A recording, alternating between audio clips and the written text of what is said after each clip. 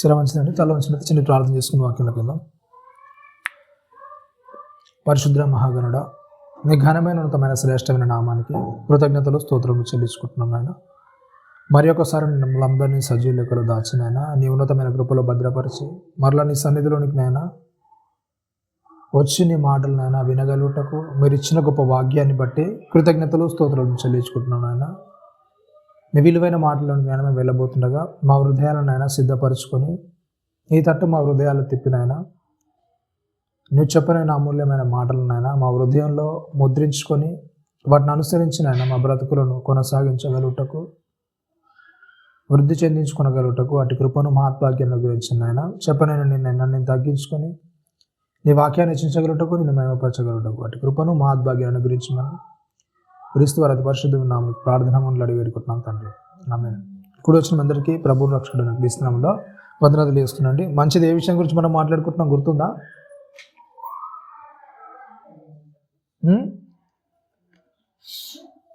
సంతృప్తికరమైన భక్తి జీవితంలో కొరింథీయులకు రాసిన మొదటి పత్రిక 13వ అధ్యాయంలో ప్రేమ గురించి మనం మాట్లాడుకుంటున్నాం. 13వ అధ్యాయం చూడండి, అక్కడ 7వ వచనంలో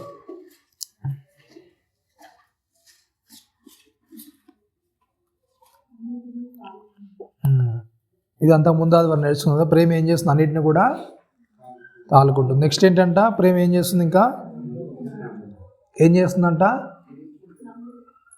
అన్నిటిని నమ్ముతుంది. ఓకే, అన్నిటిని నమ్మడం అంటే ఏంటి? అపోస్తలుడైన పౌలు గారు ఇక్కడ కొరింథీ సంఘాన్ని రాస్తూ చెప్పారు ఏంటంట, ప్రేమ అంటే ఏం చేస్తుందంటే చెప్పండి, అన్నిటిని కూడా ఏం చేస్తుందంట? నమ్ముతుంది. అన్నిటిని నమ్మడం అంటే ఏంటి చెప్పండి? అసలు నమ్మడం అంటే ఏంటి? ఫస్ట్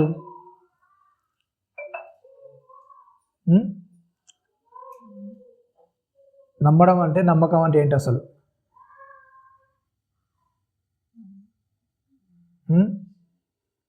నమ్మడం అంటే ఏంటండి? వస్తువులో మనం కొన్ని తీసుకుంటుంటాం. అంటే బజార్లోకి వెళ్ళినప్పుడు కొన్ని వస్తువులను మనం తీసుకుంటాం. ఏంటంటే దాని యొక్క బ్రాండ్ని బట్టి, అవునా కదా?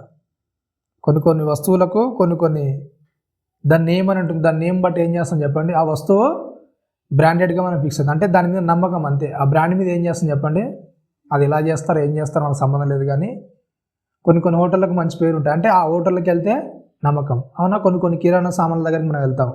అంటే అక్కడికి వెళ్తే వాడు క్వాలిటీకి ఇస్తాడు, మంచి ఇస్తాడు, అవునా కదా? ఇట్లాంటి అన్నిటి మీద మనం ఏం చేస్తాం, కొన్ని నమ్మకాలు అనేది పెట్టుకుంటాం, అవునా కదా? అంటే వాళ్ళ దగ్గరికి వెళ్తే మనకు మంచి ఇస్తారు, మంచి తెస్తారు, అవునా? ఇట్లాంటి వాటి అన్నింటిలో కూడా మనం నమ్మకాన్ని వాళ్ళు ఇచ్చే దాన్ని బట్టి ఏం చేస్తాం, మనం నమ్మకం చేస్తాం, అవునా కదా? అంటే ఇచ్చేదాన్ని బట్టి. అయితే రైట్, అపోస్తలుడైన పౌలు గారు ఇక్కడ ఏం చెప్తున్నారంటే ప్రేమ ఏం చేస్తున్నాడు చెప్పండి, అన్నిటినీ నమ్ముతుంది. ఓకేనా? రైట్. అయితే మీరు కొనే ప్లేస్లలో అన్ని నమ్ముతారా? అన్ని ప్లేస్లలో నమ్ముతారా? మీకు కొద్దిగా దాని మీద ఆలోచన ఉంటుంది, అవగాహన ఉంటుంది కనుక ఎక్కడ తీసుకోవాలో మీకు తెలుసు. ఒకసారి నష్టపోయారంటే మళ్ళీ దాని దగ్గరికి ఏం చేయరు మీరు, అక్కడికి వెళ్తే నష్టపోతాం, మోసపడతాం కనుక దాని దగ్గరికి మనం ఏం చేయమో వెళ్ళాం. కానీ అపోస్తలుడైన పౌలు గారు ఏం చెప్తున్నారంటే ప్రేమ ఏం చేస్తున్నాడు చెప్పండి, అన్నిటినీ నమ్ముతుంది. అన్నిటినీ నమ్మడం అంటే ఏంటంటే ఆ వ్యక్తి విషయాల్లో మోసపోవడం అని కాదు. మీకు తెలుసు, చిన్నప్పుడు ఒక స్టోరీ వింటారు. ఏంటంటే ఒక పిల్లగాడు ఉంటాడు, వాళ్ళ డాడీతో చెప్తానమాట, డాడీ నాకు పులి వచ్చింది, అవునా కదా? అట్లా చెప్తాడు. వాళ్ళ డాడీ ఏం చేస్తాడు చెప్పండి, ఒక 4-5 సార్లు వెళ్తాడు, అవునా కదా? అలా వెళ్ళిన తర్వాత మరలా ఏం చేస్తాడు, ఆ పిల్లగాడు మరలా చెప్తాడు, నాన్న పులి వచ్చింది అంటే ఈసారి ఏమైతే చెప్పండి. కానీ వాళ్ళ డాడీ ఏం చేయడు, వెళ్ళాడు. ఎందుకు చెప్పండి? వీడు ఎన్నిసార్లు వెళ్ళినా సరే ఏం చేస్తా చెప్పండి, ఊరికనే చెప్పిన నువ్వు వస్తావో రావా, ఊరికే చెప్పాను నేను వస్తావో రావా అన్నాను కదా? అలా అంటాడు. ఈసారి వెళ్ళినా కానీ వీడు ఏం చేస్తాడు, మరలా అదే అంటాడు, సర్లే అనుకుంటా, అవునా కదా? అయితే ప్రేమ ఏం చేయదంటే, ఒక వ్యక్తి మనల్ని ఫూల్ చేస్తున్నట్టు తెలిసినా సరే, ఒక వ్యక్తి చేత మనం బడుతున్నామని తెలిసినా సరే ఏం చేస్తుంది చెప్పండి, ఆ వ్యక్తి మీద సర్లే ఒకసారి కాకపోతే ఒకసారి మాట, మొన్న అబద్ధం చెప్పాడేమో ఈసారి నిజం చెప్తున్నాడేమో, అవునా కదా? మొన్నంటే అబద్ధం చెప్పాడు, సర్లే అయిపోయిందిలే, మరలా ఇప్పుడా నిజం చెప్పడా, అవునా కదా? నమ్మేస్తే ఏమైతే ఒకసారి నమ్మితే ఏమవుతుంది? కాకపోతే మోసపోతాను అంతే. నేను మోసపోవడం వల్ల నాకేమైనా నష్టం అవుతుందా? అవునా కదా? ఒక వ్యక్తి చేత నేను మోసపోవడం వల్ల నాకేమైనా నష్టం జరుగుతుందా? ఒక రోజులో ఏమి బీద వల్ల మేము అయిపోం కదా. ఒక వ్యక్తి ఏదైనా మాట చెప్పడం వల్ల ఒక దగ్గరికి వెళ్ళమన్నారు అనుకో, దానివల్ల మేము అరిగిపోం కదా, ఏం కరిగిపోం కదా దానివల్ల. అవునా? ఒక వ్యక్తి మాట నమ్మడం వల్ల మనకు వచ్చే నష్టం ఏమి ఉండదు. అవునా కదా? ఆ వ్యక్తిని నమ్మి కొంత దూరం వెళ్ళడం వల్ల ఏదో ఒక విధంగా మనం అవమానపరచబడతాము, గిల్టీగా ఫీల్ అవుతాము, లేకుంటే కొద్దిగా డబ్బు అనేది నష్టపోవాల్సి వస్తుంది తప్పితే దానివల్ల మనకు ఎలాంటి నష్టం అనేది ఏమీ జరగదు. కానీ ప్రేమ ఏం చేస్తున్నాడు? ఒకవేళ ఒక వ్యక్తిని పట్ల అలా మరలా చేస్తున్నా కానీ నువ్వు మరలా ఏం చేస్తావు చెప్పండి? ఒక వ్యక్తి మరలా నేను పిలిచి అలా ఫూల్ చేద్దాం అనుకున్నావు సార్, నువ్వేం చేస్తావు? ఏం చేస్తావు చెప్పండి? నమ్ముతుంది. మరి నిజంగా మరి అట్లా నమ్ముతాం మనం? ఒక వ్యక్తి 2-3 సార్లు అబద్ధం చెప్పినప్పుడు మరి నిజం చెప్పిన నమ్ముతారా చెప్పండి? మీరు నమ్ముతారా నమ్మరా? కానీ ప్రేమ ఏం చేస్తున్నాడు చెప్పండి? దేవునిలో ఉన్న ప్రేమ అనేది ఏం చేస్తుందంటే ఒక మనిషి మీద ఏం చేస్తుంది చెప్పండి? నేను ఫూల్ అయితే కానీ ఏం ఈసారన్నా నిజం చెప్తాడేమో, వెళ్దాం చూద్దాంలే. అవును కదా? నిజంగా అట్లాంటి ప్రేమ అనేది మనలో ఉందా? మరి ఉందా లేదు? ఒకసారి అబద్ధం చేత మోసం చేత మోసగించబడిన తర్వాత అవతల వ్యక్తి నిజం చెప్పినా మనం నమ్ముతాం చెప్పండి? ఏం చేస్తావు? ఆ వ్యక్తికి ఒక ముద్రేస్తాం, వీడు అబద్ధాల కోర్రా, వీడు దగా కోర్రా, వీడు అన్నీ కూడా ఏం చేస్తాడు? అన్ని అబద్ధాలు చెప్తాడు. ఎప్పుడు చూసినా ఏదో ఒక మోసం మాటలు చెప్తున్నాడు, ఎప్పుడు చూసినా ఏదో ఒక అబద్ధాలు చెప్తుంటాడు. వీ నోటి నుంచి ఒక్క మంచి మాట కూడా, అంటే ఒక్క సరైన మాట కూడా, ఒక్క నిజం కూడా ఏం చేయదు, ఈ నోట్లో నుంచి రాదు. అవునా కదా? సరే ఎప్పుడైనా ఒకసారి నిజం చెప్తాడేమో, మరి ఎందుకు నమ్మరు? అవతల వ్యక్తి ఒకవేళ అబద్ధాలు ఆడైనా సరే నమ్మడానికి ఎందుకు ఇష్టపడరు? మోసపోతామేమో, అవమానపరచబడతామేమో. కానీ ప్రేమ ఏం చేయాలంటే చెప్పండి? అట్లా ఒకవేళ మనల్ని అలా చేసినా సరే ఆ వ్యక్తిని ఏం చేస్తున్నాడో ప్రేమ అనేది నమ్ముతుంది, భరిస్తుంది. రోమిలకు రాసిన పత్రికలో అపోస్తలుడైన పౌలు గారు చెప్తాడు. మొదటి వచనం నుంచి చూడండి, 15వ అధ్యాయంలో రోమిలకు రాసిన పత్రికలో మాట చెప్తాడు.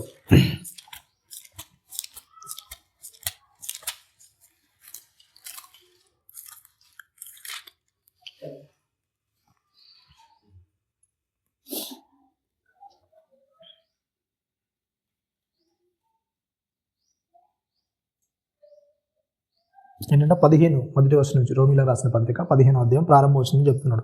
కాగా బలవంతులమైన మనము మనలను మనమే సంతోషపరచుకొనక బలహీనుల దౌర్బల్యమును భరించుటకు బద్ధులమై ఉన్నాము. ఇంకా తన పొరుగువానికి క్షేమాభివృద్ధి కలుగునట్లు మనలో ప్రతి వాడును మేలైన దాని ఏంటంట అతన్ని ఏం చేయాలంట? సంతోషపరచవలను. ఏమని చెప్తున్నాడు చెప్పండి? మనం బలవంతులమే కావచ్చు, మన నీతిమంతులమే కావచ్చు, మన అబద్ధాలు చెప్పుకోకుండొచ్చు, మనం చాలా కరెక్ట్గా ఉంటుండొచ్చు, మన వరకు మనం ఉంటుండొచ్చు. కానీ అవతలోనికి అంత లేదు. అవతల అలాంటి వాడు కాదు. అవునా కదా? అలాంటి వాళ్ళని మనం ఏం బద్దులమై ఉన్నామంట? భరించే బద్దులమే ఉన్నాం. అవతడు అలానే ఉంటాడు, అలానే చేస్తాడు. అయినా కానీ నువ్వేం చేయి? ఏం చేయని చెప్తున్నానండి? భరించాలి, భరించే బద్దులమే ఉన్నాము. క్రీస్తు కూడా తను సంతోషపరచుకోలేదు, కానీ మనలాంటి బలహీనుల కొరకు ఆయన ఏం చేశాడు చెప్పండి? తను అవమానపరచబడ్డాడు, తన నిందలు వేయబడ్డాడు, తను గాయపరచబడ్డాడు. అవునా కదా? అలాంటి వారిగా మనం ఉండాలని కోరుకుంటున్నాడు. అవునా కదా?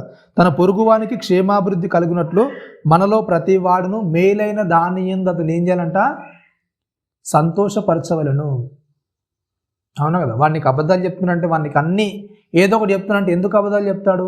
ఎందుకు నీ దగ్గర ఏదో ఒకటి చేయాలని చూస్తాడు? ఎందుకు చెప్పండి? ఏదో ఒక దగ్గర ఎంతో కొంత నీ దగ్గర ఆశించి ఏదో ఒక విధంగా తీసుకోవాలని ఏం చేస్తాడు? దానిలో వాడు తృప్తి పొందాలని ఏదో ఒకటి నీ దగ్గర చెప్పేసి ఏం చేస్తాడు?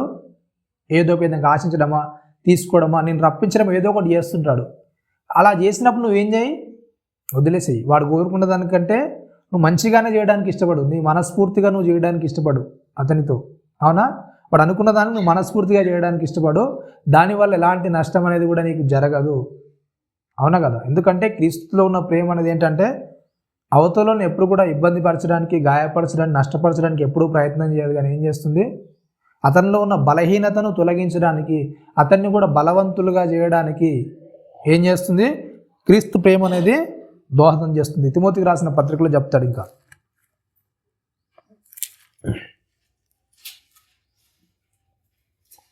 6వ అధ్యాయం 17వ వచనంలో తిమోతికి రాసిన మొదటి పత్రికలో అపోస్తలుడైన పౌలు గారే మరలా చెప్తున్నాడు. 6వ అధ్యాయం 17వ వచనంలో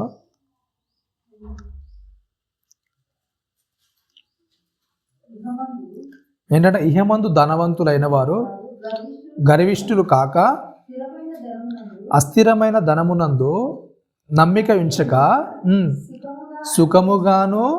సుఖముగా అనుభవించుటకు సమస్తమును మనకు ధారాళముగా దయచేయు దేవుని యందే నమ్మిక ఉంచుడని ఆజ్ఞాపించు. ఏమని చెప్తున్నాడు చెప్పండి? ఎక్కడ మనిషికి మనస్పర్ధలు వస్తాయి, ఎక్కడ మనిషికి దూరాలు పెరుగుతాయి, ఎక్కడ మనుషులు విడిపోతారంటే దేని ద్వారా విడిపోతారంటే చెప్పండి? దేని ద్వారా విడిపోతారంట? అస్థిరమైన ధనం యందు. ఎలాంటిదంటే చెప్పండి? అస్థిరమే అంటే ఈరోజు నా చేతిలో ఉంటుంది, రేపు నీ చేతిలోకి వస్తుంది, ఎల్లుండి ఇంకో వాని చేతిలోకి వెళ్తుంది. అవునా కదా? ఎప్పుడు ఒక దగ్గర అది స్థిరంగా ఉండదు. దానికోసం ఏం చేస్తారంటే చెప్పండి? అవును కదా? దానికోసమే గొడవలు, దానికోసమే కొట్లాటలు, దానికోసమే పోట్లాటలు. అవును కదా? గొడవలు, ఆ సంబంధాలు తెగిపోవడం, బాంధవ్యాలు విడిపోవడానికి కారణం ఏంటి చెప్పండి? ప్రధాన కారణం ఏంటంటే చెప్పండి? అస్థిరమైన డబ్బు. అంతే. డబ్బు గురించి దేని విషయానికి వచ్చినా డబ్బు వల్లనే లొల్లి, డబ్బు వల్లనే విడిపోవడం. అవును కదా? దేని వల్ల విడిపోతారు చెప్పండి? విడిపోవడానికి గల కారణం ఏంటి? అస్థిరమైన డబ్బు, అస్థిరమైన ధనం వలన ఏంటంట? నమ్మకం ఉంచొద్దు. అది ఈరోజు ఉంటుంది, రేపు వెళ్ళిపోతుంది. ఎప్పటికి కూడా ఏంటంటే మనం కష్టం మీద మనం ఆధారపడిసిన వాళ్ళు. అవునా కదా? ఈరోజు డబ్బు వెళ్ళిపోయిందంటే ఏమవుతుంది చెప్పండి? నువ్వైతే పోలేవుగా. అవునా కదా? మనమైతే వెళ్ళిపోంగా, మళ్ళీ సంపాదించుకుంటాంగా. దేవుడు ఆరోగ్యాన్ని ఇస్తున్నాడు, ఆయుష్ ఇస్తున్నాడు, దాన్ని బట్టి మనం ఆనందించాలి తప్ప అస్థిరమైన ధనం యందు ఎప్పుడైతే మనం నమ్మిక ఉంచుతామో దానివల్ల ఏమవుతుంది చెప్పండి? మనకు ఎలాంటి ఉపయోగం ఉండదు. సమస్తాన్ని నువ్వు అనుభవించడానికి ఏం చేశాడు చెప్పండి? ఎంతోమంది దగ్గర ఎంతో డబ్బు ఉంది. అవునా కదా? కోట్లు ఉన్నా సరే వాళ్ళు సుఖంగా తినగలుగుతున్నారా? సుఖంగా పడుకోగలుగుతున్నారా? అవునా కదా? అట్లాంటిది ఏం లేకుండా నీకు ఆ దయని ఏం చేస్తున్నాడు దేవుడు? ధారాళంగా ఇస్తున్నాడు. అవునా కదా? చాలామందికి తింటే ఏం చేయాలి చెప్పండి? అరగదు. స్వీట్ తింటే ఏం చెప్పండి? షుగరు. అవును, ఎక్కువ తింటే వాళ్ళకి అరగదు. ఇష్టమైన ఏదైనా తినాలన్నా కూడా వాళ్ళు ఏం చేయలేరు, తినలేదు. సుఖంగా నిద్రపోదామంటే నిద్ర రాదు. అవునా కదా? నిద్ర పట్టదు వాళ్ళకు. అవన్నీ కూడా దేవుడు ఏం చేస్తున్నాడు? నీకు ఏం చేస్తున్నాడు చెప్పండి? ధారాళంగా ఇస్తున్నాడు. అవునా కదా? ఎవరికి లేని ఆనందాన్ని, ఎవరికి లేని సంతోషాన్ని నీకు ఇస్తున్నాడు ధారాళంగా. దాన్ని బట్టి ఏం చేయాలంటే చెప్పండి? ఏదో దానిలో సంతోషాన్ని ఎత్తుకోవడం ఎందుకు చెప్పండి? అవునా కదా? ఏ మనిషి ప్రయాసపడేదన్నా, ఏ మనిషి కష్టపడేదన్నా దేని గురించి చెప్పండి? దేని గురించి కష్టపడతాడు మనిషి? సుఖంగా 3 పూటలు తినాలి, హాయిగా పడుకోవాలి. అంతేనా కదా? డబ్బు ఎప్పుడైతే ఎక్కువైతుందో మీకు తెలుసో లేదో, నిద్ర ఏం చేయాలి చెప్పండి? నిద్ర రాదు. అవునా? నువ్వు డబ్బు కోసం ఎంతైతే ప్రయాసపడుతున్నావో దానివల్ల ఏమవుతుంది? నీ ఆరోగ్యం అంతా కూడా పాడైపోతుంది. ఇప్పుడు డబ్బు అని ప్రయాసపడతావు, తర్వాత ఏమవుతుంది? డబ్బు సంపాదించాలి, తినడానికి ఏమవుతుంది? నీ ఆరోగ్యం సహకరించదు. ఏది తిందామన్నా ఏదో ఒక బలహీనత, ఏదో ఒక రోగం. అట్లాంటి దాని కొరకు ఏం చేయాలి చెప్పండి? దాని మీద నమ్మకం ఉంచి చిన్న విషయాల్లో గొడవలు పడి, ఇబ్బందులు పెట్టుకొని, తగాదాలు పెట్టుకొని ఉండొద్దు అని చెప్తున్నాడు. దేని యందు నమ్మకం ఉంచాలంటే దేవుడు నాకు ఏం చేస్తున్నాడు చెప్పండి? ఆరోగ్యాన్ని ఇస్తున్నాడు, ఆయుష్ ఇస్తున్నాడు. నేను పని చేసుకోవడానికి ఆయన ఏం చేస్తున్నాడు? సమస్తాన్ని నాకు దయచేస్తున్నాడు. అవునా కదా? నేను ఆరోగ్యంగా ఉంటున్నాను, ఆరోగ్యంగా నా కష్టాన్ని నేను చేసుకొని నా కష్టాన్ని నేను అనుభవిస్తున్నాను. అవునా కదా? కాబట్టి ఒకరేదో మన దగ్గర లాగేసుకుంటే ఏది కూడా పోదు. దేవుడు నాకు ఇస్తున్నాడు, దేవుడు నాకు ధారాళంగా దయచేస్తున్నాడు. దాని మీద ఏం చేయాలంటే మనం నమ్మకం ఉంచు అని చెప్తున్నాడు. ఇంకా వారు వాస్తవమైన జీవమును సంపాదించుకొని నిమిత్తము రాబో కాలమునకు మంచి పునాది ఏం చేస్తాడు చెప్పండి? ఎవరైతే క్రీస్తులో కట్టబడుతుంటాడో వాడు ఏం చేస్తాడో చెప్పండి? ఏం చేస్తాడంట? రాబోయే కాలానికి ఏం చేస్తాడు చెప్పండి? మంచి పునాది వేస్తుంటాడు. రాబోయే కాలానికి మంచి పునాది ఏంటంటే చెప్పండి? కింది విషయాలు చెప్తున్నాడు. ఏంటి ఆ పునాది అంటే?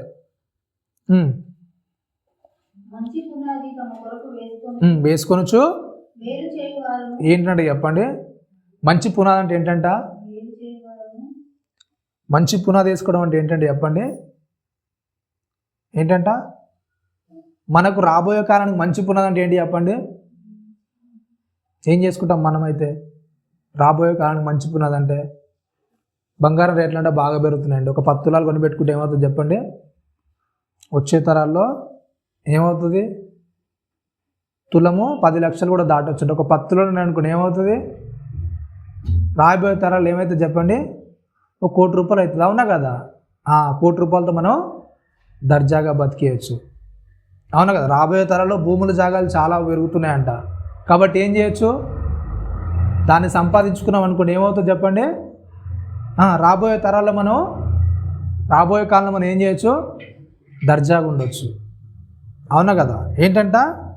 అది కాదంటే ఏం చేస్తారంటే చెప్పండి? ఎప్పుడైతే దేవుని యందు నమ్మకం ఉంచుతారో, దేవుని యందు జాగ్రత్తగా ఉంటారో వాళ్ళు ఏం చేస్తారు చెప్పండి? రాబోయే కాలానికి మంచి పునాది ఏంటంటే మేలు చేస్తుంటారు అవతలోనికి. తన హృదయంలో ఎప్పుడు కూడా ఏంటి చెప్పండి? అవతలోనికి కీడు చేయాలని ఆలోచన ఉండదు. ఎప్పుడైనా సరే అవతలోనికి ఏం చేస్తారు చెప్పండి? మేలు అనేది చేస్తారు. మేలు గురించి ఆలోచిస్తారు. అవతలోని మేలునే ఓర్చేవారికి ఉంటారు. నిజంగా మన హృదయాలు అట్లుందా? ప్రతివారిని మేలు ఓరుస్తాం మనం?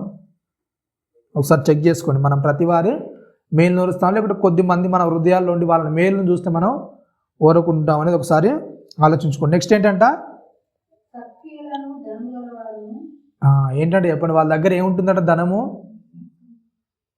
ఏం ధనం అండి? బ్యాంక్ అకౌంట్లో బ్యాలెన్స్ కాదంటే ఏముంటుందంటే చెప్పండి? వాళ్ళ క్రియలే వాళ్ళకి ధనంగా ఉంటాయంట. అంటే వాళ్ళు చేసే మంచి పనులే, వాళ్ళు మాట్లాడే మంచి మాటలే, వాళ్ళు చేసే పద్ధతులు ఏం చేస్తారంటే చెప్పండి? వాళ్ళకు ధనంగా వాళ్ళు నిలబెడతాయి.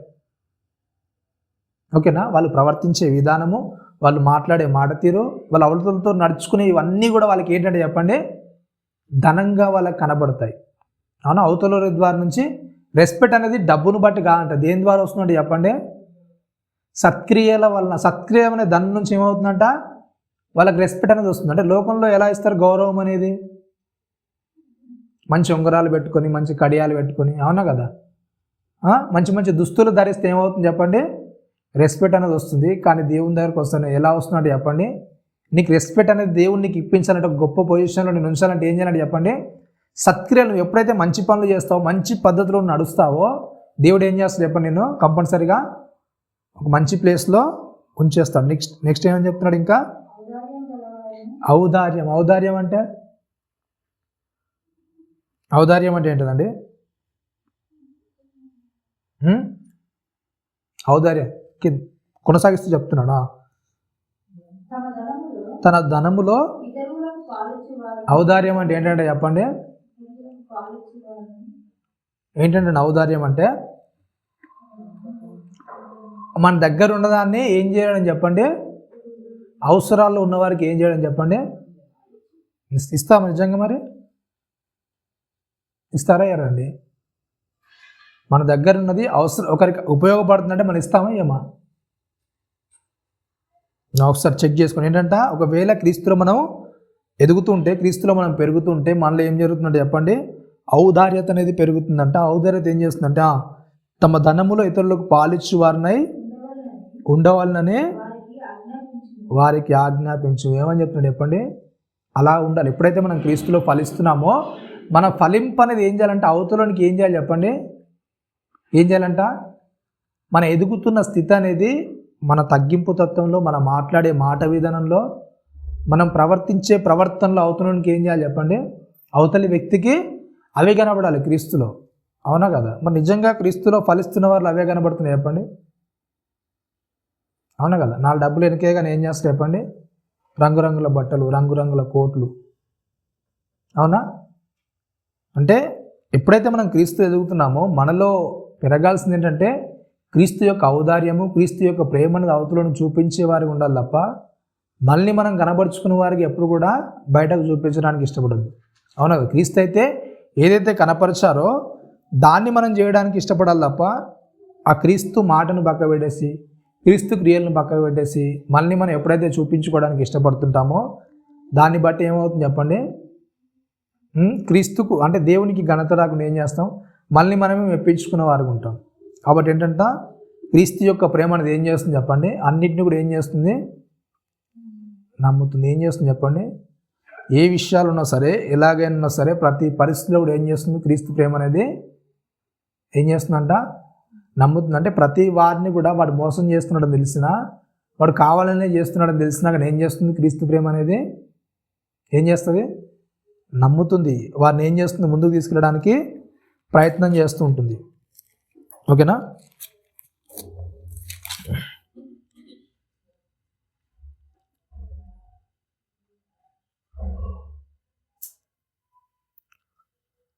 తీతుకు రాసిన పత్రిక 3వ అధ్యాయం 3వ వచనం చూడండి.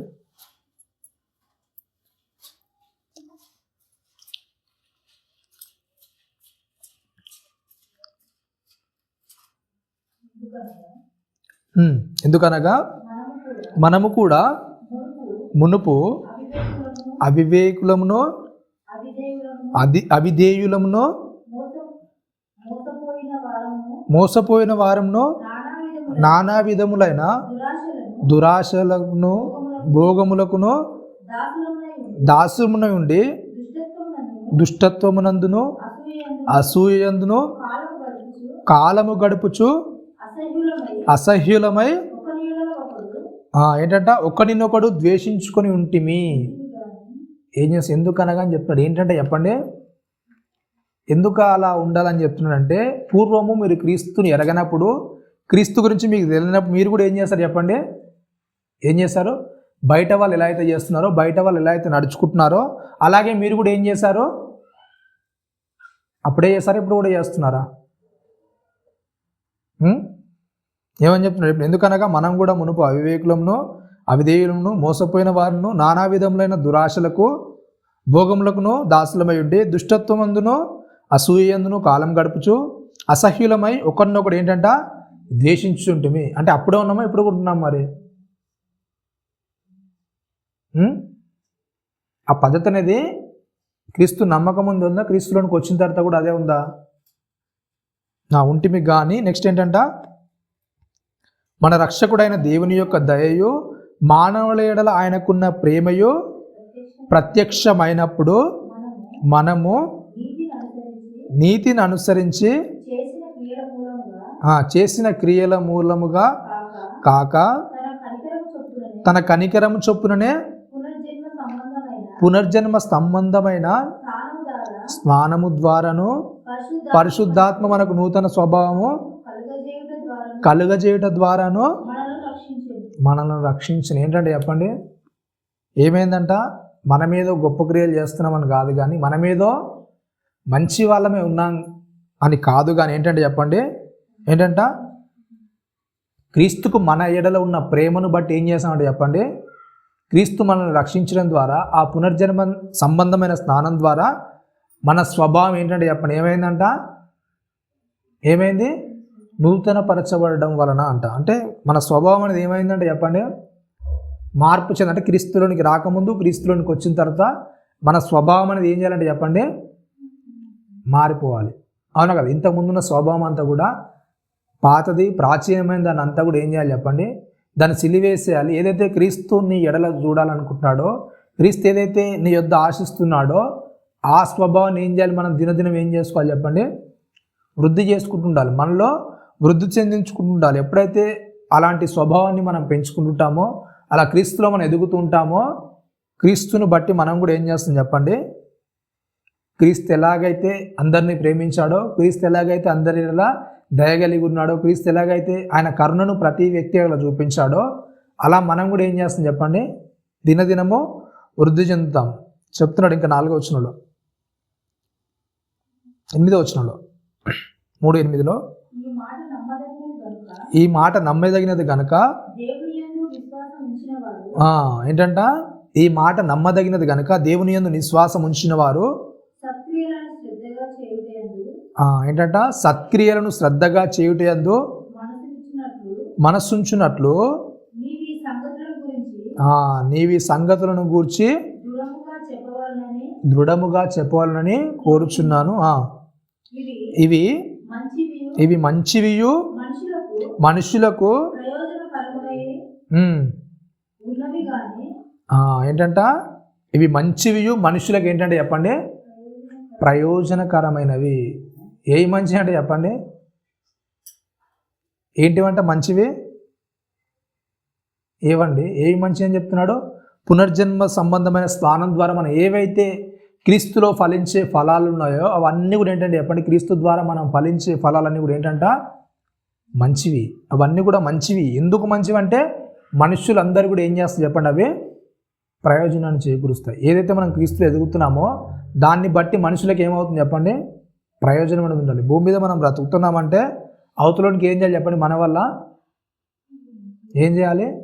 ప్రయోజనం అనేది ఉండాలి. అవతలోనికి మేలు చేసే విధంగా ఉండాలి. అవతలోనికి కీలు తలపెట్టేలా, అవతలోని విద్వేషాలకు రెచ్చగొట్టాలి. ఎప్పుడైనా సరే మన ప్రవర్తన కానీ మన మాట కానీ మన పద్ధతి కానీ ఎప్పుడైనా సరే ఏం చేయాలి చెప్పండి ఉండకుండా చాలా జాగ్రత్తగా చూసుకోవాలి చెప్తున్నాడు. అందుకే ఏంటంట సత్క్రియ దేవుని ఈ మాట నమ్మదగినది కనుక దేవుని యందు విశ్వాసం ఉంచిన వారు సత్క్రియలను శ్రద్ధగా చేయుటయందు మనస్సుంచున్నట్లు ఏంటంట సత్క్రియలు ఏం చేయాలంట శ్రద్ధగా చేయుటయందు. అంటే బైబిల్లో ఇవన్నీ మాటలు ఎందుకు రాయించాడు మరలా ఎందుకు చెప్తున్నాడు అంటే ఏంటంటే చెప్పండి మర్చిపోతారేమో మరలా గుర్తుండదేమో. కాబట్టి ఏంటంట శ్రద్ధగా వీటిని మరలా ఏం చేయాలి చెప్పండి చేయాలి. అవునా కదా? మనం విన్న సంగతులే మరలా మన చెవుల దగ్గరికి వస్తుంటాయి. అవునా కదా? మనం విన్న మాటలే మరలా దేవుడు ఏం చేస్తాడు మరలా జ్ఞాపకంలో చేస్తుంటాడు. ఎందుకు తెస్తాడు మరలా? ఎందుకు చెప్పండి? ఏదో ఒక విషయాలను మర్చిపోయావు. అవునా కదా? నీకు అన్నీ తెలుసు కానీ ఏం చేస్తావు నువ్వు మర్చిపోతావు. కనుక ఏంటి మరలా దాని గురించి జ్ఞాపకం చేస్తే ఏంటంట ఆ సత్క్రియల్లో మనం ఏం చేయాలి ముందుండాలి. ఆ సత్క్రియలనే చేయాలి. ఎందుకంటే ఆ సత్క్రియలు అనేవి ఏంటంటే మనుషులందరికీ కూడా ప్రయోజనకరమైనవి. ఆ మనుషులందరికీ కూడా మనం ఏం చేయాలి చెప్పండి ప్రయోజనకరమైన వారిగా మనం తీర్చిదిద్దబడాలి. అవునా కదా? ఎప్పుడైతే క్రీస్తులో మనం ఎదుగుతుంటామో అవతలోనికి ప్రయోజనకరంగా బ్రతకాలి, మనకు మనం ప్రయోజనకరంగా ఉండాలి, దేవునికి కూడా ఏం చేయాలి మనము ప్రయోజనకరంగా మారాలి. అవును కదా? అట్లాంటి దానిలోనికి మనకు వెళ్ళడానికి ఏం చేశాడు క్రీస్తు పునర్జన్మ సంబంధమైన స్నానం ద్వారా ఏం చేశాడు పరిశుద్ధాత్మ ద్వారా నూతన స్వభావాన్ని మనకు అందించాడు. అవును కదా? దినదినము నీలో మార్పు రావాలి. దినదినము నువ్వు వృద్ధి చెందుతూ ఉండాలి. క్రీస్తులో నీ హృదయం అనేది ఏం చేయాలి ఫలిస్తూ ఉండాలి. అవును కదా? క్రీస్తు కొరకు నువ్వు అంటుకట్టబడుతూ క్రీస్తులో నీ హృదయం అనేది ఫలిస్తే ఏం చేయాలి నీ స్వభావం అనేది మారుతుండాలి దినదినము. ఎప్పుడైతే అలా దినదినము నువ్వు రూపాంతరం చెందుతూ ఉంటావో దాన్ని బట్టి ఏమవుతుంది చెప్పండి నీలో నూతన ఫలింపు అనేది వస్తుంది. క్రీస్తులో నువ్వు నూతనంగా ఎదుగుతుంటావు. ఆ దేవుని మాటను బట్టి ఏం చేస్తాం మనల్ని మనము సరి చేసుకుంటాం. కాబట్టి ప్రతి విషయాల్లో కూడా ఎప్పుడైతే దేవునిలో మనం ఎదుగుతుంటామో ఆ ఎదుగుతున్న పరిస్థితిని బట్టి ఏం చేయాలి చెప్పండి క్రీస్తులో ఉన్న ప్రేమ అనేది మనలో ఏం చేయాలి ఫలించాలి. అది ఎలా ఫలించాలంటే అవతలోనికి కనపరిచే విధంగా ఆ సహాయం విషయానికి వచ్చినా ఆ ప్రేమ విషయానికి వచ్చినా ఆ ఆప్యాయత విషయానికి వచ్చినా మర్యాద విషయానికి వచ్చినా ఏ విషయానికి వచ్చినా క్రీస్తు ప్రేమ నీళ్ళు ఏం చేయాలి అవతలోనికి చూపించగలిగే విధంగా మన యొక్క రూపాంతరం అనేది జరగాలి. కాబట్టి ఏంటంటే ప్రేమ అన్నిటిని కూడా ఏం చేస్తుందంట నమ్ముతుంది. అన్నిటిని నమ్మడం అంటే వాడు మోసం చేస్తున్నాడు అని తెలిసినా కానీ ఏం చేస్తుంది నమ్ముతుంది. అంటే వెర్రివారం అని కాదు. అపోస్తలుడైన పౌలు గారు మాట్లాడుతూ చెప్తారు ఏంటంటే మనుషులందరూ కూడా ఏం చేస్తుంది చెప్పండి వెర్రివాన్లా కనబడతాం. అవునా కదా? ఊకే అలా అంటే ఒక వ్యక్తి వచ్చి మనం ఊక మోసపరుస్తుంటే వాడు చెప్పిందే చెప్పి మన దగ్గర ఏదో ఒకటి చేస్తూ ఉంటే చూసే వాళ్ళందరికీ ఎలా ఉంటుంది చెప్పండి ఎట్లా అనిపిస్తుంది? వీడికి ఎన్నిసార్లు చెప్పిన ఎంత పిచ్చోర్రా వీడు. అవునా కదా? మరలా మోసపోతున్నాడు మరలా చేస్తాడు. జనాలందరూ కూడా ఏమవుతుంది చెప్పండి పిచ్చోళ్ళ మనం కనబడతాం, వెర్రోళ్ళ మనం కనబడతాం. కానీ ఏంటంటే చెప్పండి మనలో ఉన్న మార్పు ఏంటంటే దేవుడు నన్ను నమ్మాడు కనుక నేను కూడా ఏం చేయాలి అవతలోనే నమ్మాలి. అవునా కదా? ఏవైతే ఇప్పుడు మనం చదువుకుంటున్నామో అవన్నీ కూడా వదిలేసాం. మరి వదిలేసాం లేదా? అయినా దేవుడు ఏం చేస్తున్నాడు నమ్ముతున్నాడు. ఎట్లా నమ్ముతున్నారు చెప్పండి మీరు? దేవుడు మనల్ని నమ్ముతున్నాడు ఎట్లా అనుకుంటున్నారు? భూమి మీద ఇంకా మనకు ఆశించాలంటే ఏమన్నట్టు ఇంకా నమ్ముతున్నాడు. ఈరోజు కాకుంటే రేపు మారుతాయేమో. ఇక నువ్వు మారవని తెలిసినప్పుడు ఏం చేస్తాడు దేవుడు? అయిపోయింది, నీకు ఇచ్చిన ఛాన్స్ అంతా కూడా అయిపోయింది కనుక నువ్వేం చేయగా బయలు వెళ్ళే సమయం అయింది. కనుక ఏంటంట దేవుడు మనల్ని నమ్ముతున్నాడు కనుక నువ్వు మారుతావని నువ్వు కూడా అవతలను ఏం చేయాలి నమ్మాలి. బలహీనులను మనం భరించడానికి ఏం చేసాం? భరించబద్దులమే ఉన్నాం. క్రీస్తు ఎలాగైతే బలహీనులను భరించాడో అలాగే మనం కూడా ఏం చేయాలి? బలహీనులను భరించాలి. వాళ్ళ బలహీనులే, వాళ్ళు చేసిన తప్పే మరలా చేస్తారు.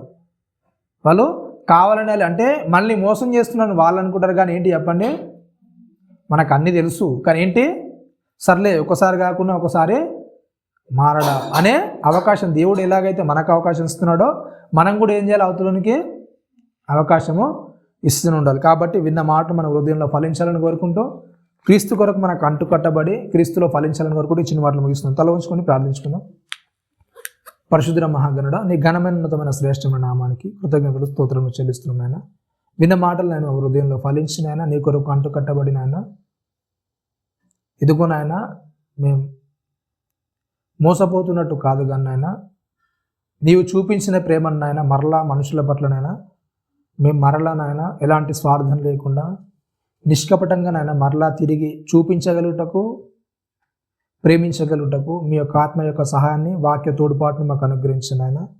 విన్న మాటలు ఆయన మా హృదయంలో ఫలించి వృద్ధి చెందగలుగుటకు నీ కృపను సహాయాన్ని అనుగ్రహించమని క్రీస్తు వారి అతి పరిశుద్ధమైన నామమున ప్రార్థన నుండి వేడుకుంటున్నాం. అందరికీ ఉన్నాను.